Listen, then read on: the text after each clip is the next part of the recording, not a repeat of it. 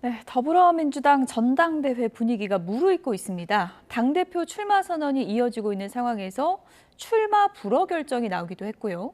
어제는 전당대회 룰이 결정됐습니다. 이재명 의원 세게 붙어보자며 당권 도전 출사표를 던진 분이죠. 더불어민주당 박용진 의원과 이야기 나눠보는 자리 마련했습니다. 어서 오세요. 어서 오세요. 안녕하세요.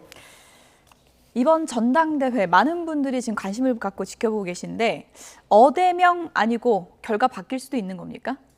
제가 출마 결심 우리 기자분들을 통해서 국민들께 말씀드릴 때 네. 어대명이라는 체념, 뭐 어차피 이재명이 될 거야라고 하는 거 어대명이라고 하는 체념을 박용진이라고 하는 가슴 뛰는 희망으로 바꿔보겠다 이렇게 각오를 말씀드렸습니다.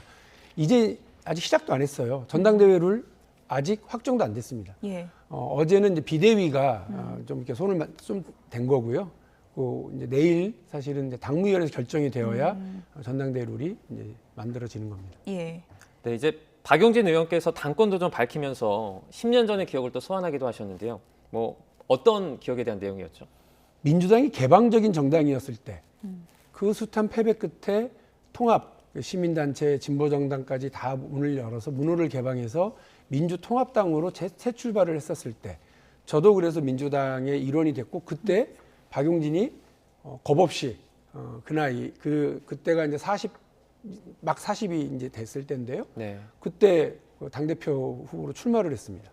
그래서 한명숙, 박지원, 박영선, 김부겸, 이인영 이런 분들하고 경선을 해서 제가 본선까지 올라가고 파란을 일으켰었던 적이 있거든요. 예. 그리고 나서 민주당이 이제 점점 이제 총선에서 다시 이제 어떤 그 의석을 더 넓히고 또 대통령 선거에 어떤 도전을 발판을 넓혀왔었거든요. 예.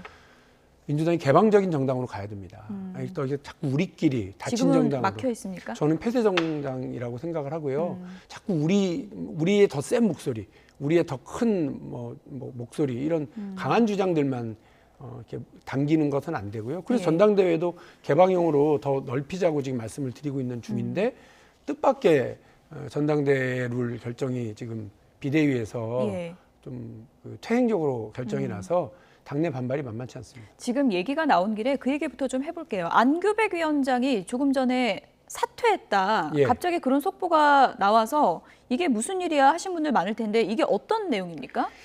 전준위는 전당대회에 여러 룰을 좀 만들고요. 선거에 대한 기본적인 틀을 만드는 곳입니다. 예. 그러니까 여기서 어떻게 혁신을 만들어낼 거냐, 어떻게 흥행을 만들어낼 거냐가 되게 중요한 거죠. 네. 그런데 저는 불만이었어요. 전준위가 만들어낸 소심한 아주 미미한 혁신. 그것이 뭐냐면 본경선의 25%의 국민 민심을 반영하는 예. 그리고 예비 경선에서 30%를 반영하는 겁니다. 예. 근데 비교를 해보면 그 국민의힘은 예비 경선에서는 당심 민심 50대 50이고요. 예. 본 경선에서는 70대 30이기는 합니다만 국민 모두에게 일반 여론조사예요. 예. 근데 민주당은 25%, 겨우 30%. 그리고 그것도 일반 국민 모두에게 열어놓는 게 아니라 지지 정당을 물어서 민주당을 지지하지 않는 다른 당 지지자들은 여론조사에 참여를 못하게 만들어버려요. 예. 네. 그러니까 집 나간 토끼들, 이탈 민주당에게 실망하신 국민들의 목소리는 듣지 않는 그런 아주 좁은 미미한 이런 그 룰이 만들어진 거거든요. 예. 근데 그나마도 지금 예. 그 비대위가 전준위가 마련한 그 혁신안을 엎어버린 거예요. 그래서 그냥 예비 경선에서는 한 300명에서 400명 정도밖에 되지 않는 예. 국회의원과 지역위원장들 중심으로 하는 그런 좁은 선거인단에서 100% 지금대로 그냥 한다. 여론조사가 빠진 거예요. 여론조사 뺀다. 국민 예. 얘기 안 듣겠다. 예. 민주당을 지지한다는 국민들 여론도 듣지 않는다. 이런 결정이 내려진 거죠. 그러니까 어떻게 되는 거냐면 그냥 기존대로 한다는 거고 개파 대립의 장으로 예. 그리고 짬짬이가 가능한 구조로 이렇게 지금 가겠다는 것이어서 이게 혁신이냐. 예. 그리고 이게 지금 흥행을 만들겠다고 하는 거냐라고 하는 얘기가 나올 수밖에 없죠. 박용진 의원 주장대로라면 예비 경선에서 여론조사가 완전히 빠지게 되면 그런 상황이 되면 어떻게 되는 거? 박용진 의원도 예비 경선에서 떨어질 수 있고 이재명 의원도 떨어질 수 있고 이런 결과가 나올 수 있는 건가요? 그렇습니다. 한 여론조사에서 이재명 의원이 1위, 박용진이 2위 이렇습니다. 예. 근데 개파 없는 박용진, 개파에 곁불 째지 않고 자기 할 말하고 할 일에 왔던 박용진, 개파가 있기는 한데 소수인 이재명 의원 같은 경우는 민심에서 1등, 2등을 하고 있는데도 불구하고 이론상으로는 예비 경선에서 그냥 컷오프가 될 수 있다 이런 말씀입니다. 예. 네. 그 왜 이렇게 정해진 거라고 보세요? 배경이 있을 것 같은데. 저는 이게 기득권의 논리라고 생각합니다. 말로는 혁신, 말로는 변하겠다고 얘기하지만 사실 이 전당대회에서는 자기 기득권, 계파의 논리, 내가 친한 사람들 이렇게 자꾸 또 하겠다는 거예요. 그렇게 해서 계파 논리가 작동을 해서요. 민심에서 30%가 넘는 지지를 받고 있는 이재명이 떨어진다거나 민심에서 20% 가까운 지지를 받고 있는 박용진이 컷오프를 떨어지면 국민들이 뭐라고 하시겠어요? 아, 민주당이 혁신했네 이렇게 네. 얘기하실까요? 이런 룰을 왜 자꾸 그것도 전준희가 여러 의견을 모아서 숙고해서 만들어낸 건데 그냥 아침에 전준희가 발표했는데 오후에 뒤집어서 그거 없애버리는 거는 예. 저는 이거 심각한 문제라고 생각을 하고요. 이렇게 민주당이 퇴행적으로, 폐쇄적으로, 그리고 현행 그대로, 그리고 기득권 중심으로, 계파 대립의 장으로 이렇게 가는 거 국민들이 바라시지 않는다고 생각합니다. 예. 네. 이제 90년대 학번 70년대생 저희 97 그룹의 당권 도전 선이 계속해서 이어지고 있는데요. 저희 차기 당대표에 대한 여론조사 결과가 나왔습니다. 결과를 좀 보면서 설명을 하면요. 그래픽을 좀 띄워주시죠. 네, 이재명 의원이 지금 35.7%로 1위고요. 박용진 의원이 16.8% 2위를 차례대로 기록하고 있습니다. 조사상으로는 지금 2위에 올라 계신데요. 아직까지는 조금 차이가 있어 보입니다. 그러나 제가 아까 말씀드린 것처럼 계파와 어떤 강성 지지층이 없는데도 불구하고 네. 박용진이라고 하는 정치인이 저렇게 주목을 받고 있는 거.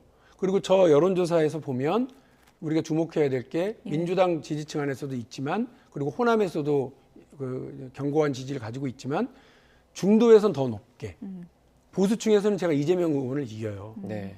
이 얘기는 뭐냐면 박용진이 중도 보수로 이탈해 나가 있는 민주당의 이탈 지지층을 집 나간 토끼들을 다시 민주당 안으로 끌고 들어올 수 있는 유일한 외연 확장성이 있는 후보다. 예. 민주당이 이기는 정당으로 이기는 길로 가기 위한 급행열차. 그게 박용진이다라고 하는 걸 저 여론조사에서 보여주고 있다고 저는 생각합니다. 근데 박지원 전 국정원장이 지금 그런 얘기를 하더라고요. 지금 후보가 이재명 의원과 맞붙겠다고 나왔는데 너무 많다. 이렇게 가면은 5대0 되는 거다. 이렇게 지적을 했거든요. 근데 그것도 누가 이재명의 대안이냐가 중요한 거죠. 여론조사상으로 국민들이 누군지도 모르는 후보인데 계파의 지원을 받아요. 그래서 그 계파의 지원을 통해 가지고 컷오프를 통과해서 그분이 내가 이재명의 대안이다 그러면 국민들이 본선에서 그분을 중심으로 예. 이재명을 넘어서라라고 할 수 있겠냐. 이게 가장 큰 문제거든요. 예. 저는 이제 시작이다. 아직 전대 룰도 확정되진 않았다. 예. 이제 시작인데 박용진에 대한 주목과 지지가 저렇게 있다고 한다면 제가 말씀드린 것처럼 민주당은 지금 폭풍 전야다. 예.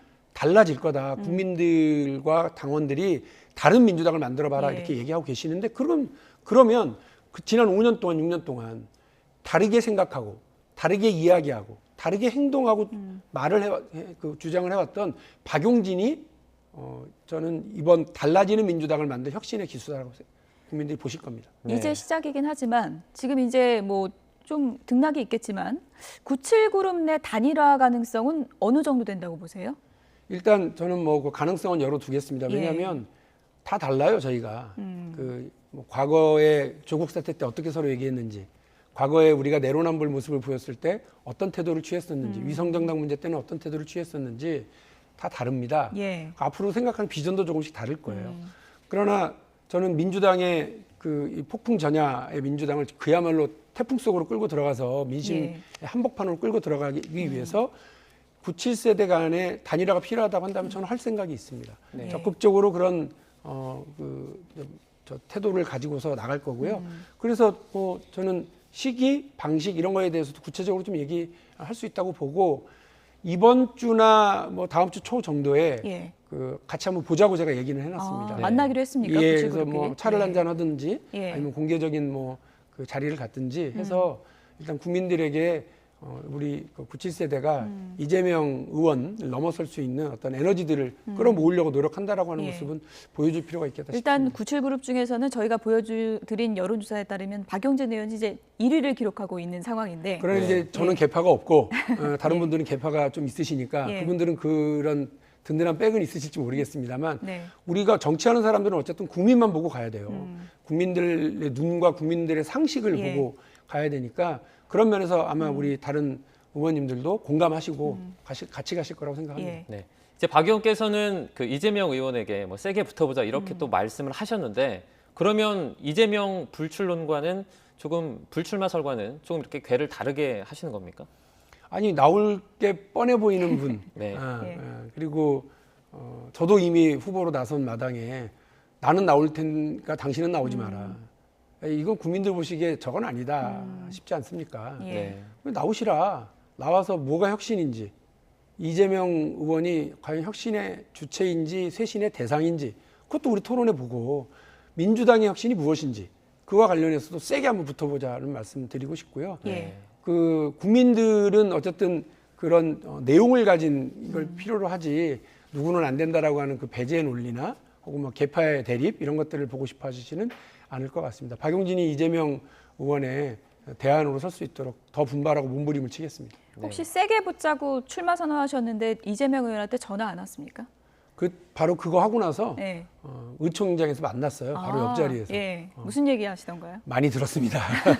세게 붙자고 제가 그랬는데요. 그때 예. 아예 많이 들었습니다. 그러고 마셨어요. 예. 박지원 전 비대위원장이 뭐 한때는 이재명의 사람이다 이런 얘기도 있었지만 또 지금 이재명 의원이 당대표가 되면 사법 리스크도 있고 민주당이 큰 위기에 빠질 수 있다. 그리고 일각에서는 이거 분당으로 간다 이런 얘기까지 나오고 있거든요. 어떻게 보십니까? 분당론을 자꾸 얘기하는 건 뭐 적절치 않다고 생각합니다. 그러면 힘을 합쳐야죠. 예. 이재명 의원이 당대표가 됐을 때 분당이다. 이렇게 생각하시는 분들이 있으면 분당되지 않는 대안을 잘 세우고 만들어야죠. 힘을 합쳐주셔야죠.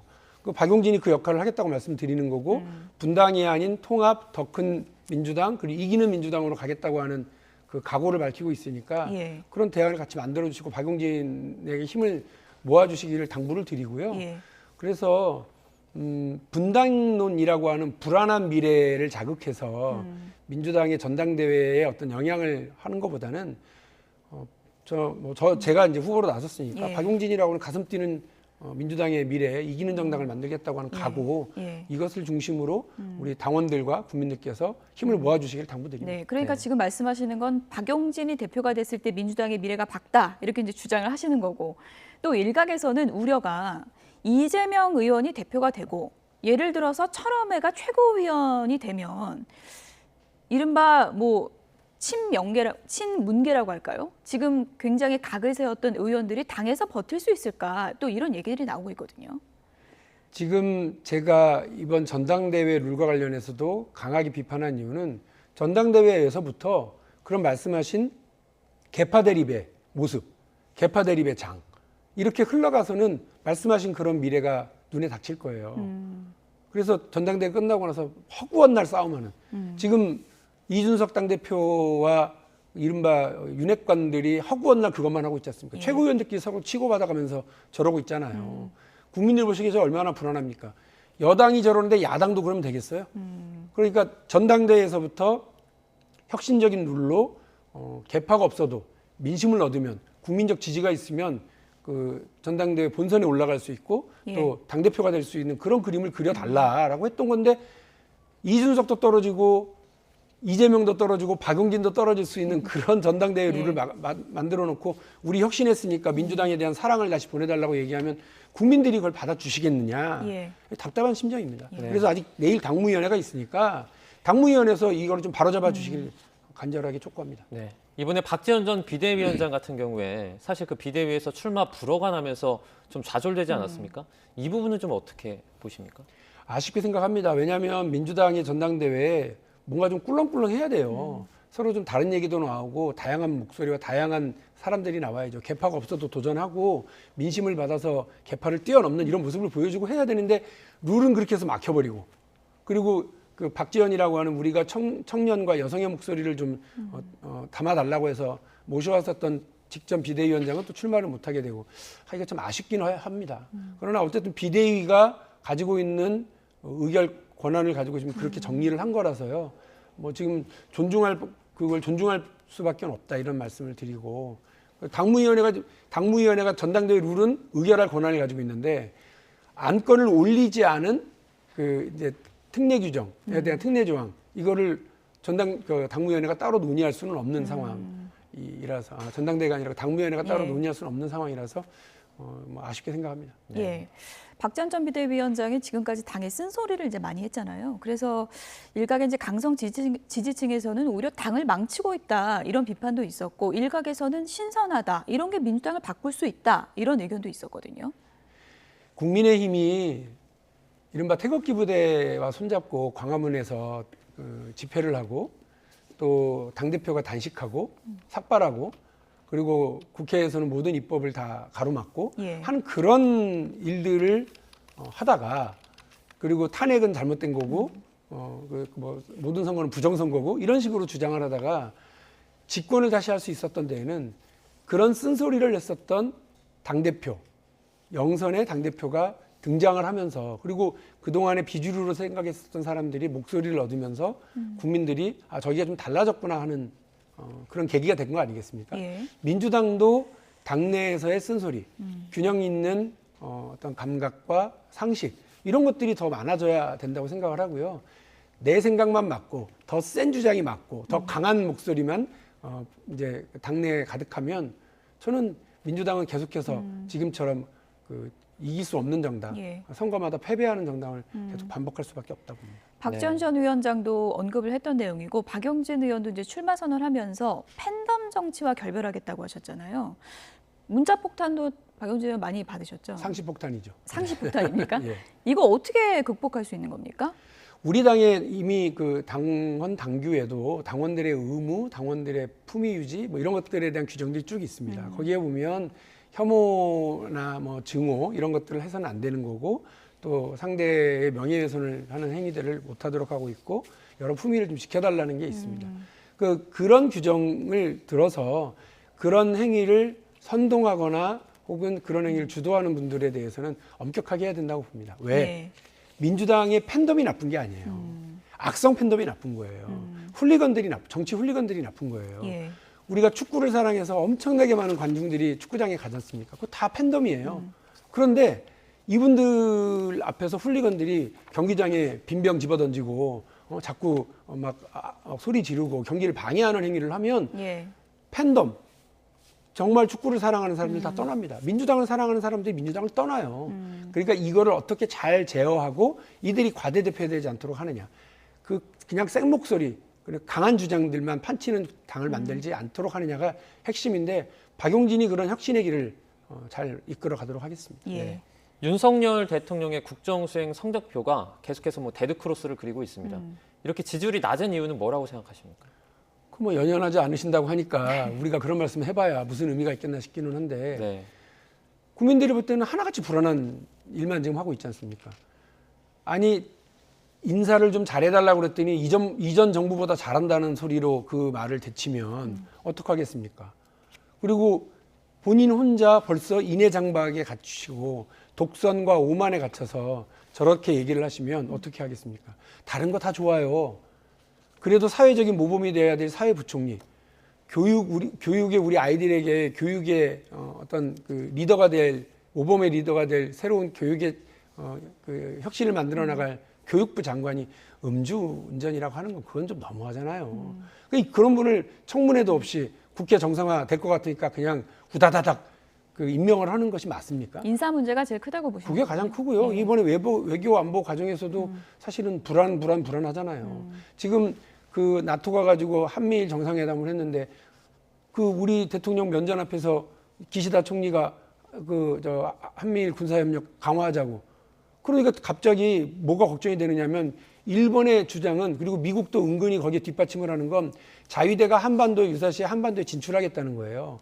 자위대가 그 적의 미사일 기지를 공격할 수 있도록 선제 공격권을 갖도록 하겠다고 하는 그런 얘기들을 공공연하게 하고 있거든요. 예.